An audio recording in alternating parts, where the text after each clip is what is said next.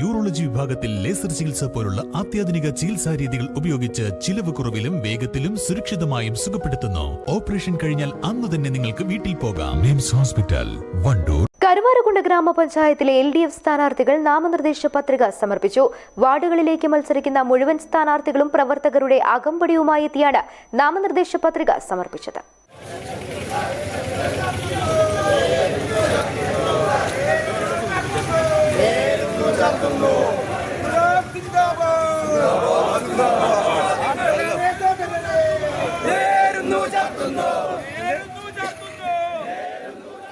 കിഴക്കേതലയിൽ നിന്ന് പ്രവർത്തകരുടെയും നേതാക്കളുടെയും അകമ്പടിയോടെ പ്രകടനവുമായാണ് കരുവാരക്കുണ്ട് പഞ്ചായത്തിൽ LDF സ്ഥാനാർത്ഥികൾ നാമനിർദ്ദേശ പത്രിക സമർപ്പിക്കാനെത്തിയത്. ഉച്ചയ്ക്ക് 2 ഉദ്യോഗസ്ഥർക്ക് മുൻപാകെ സമർപ്പണം നടത്തി.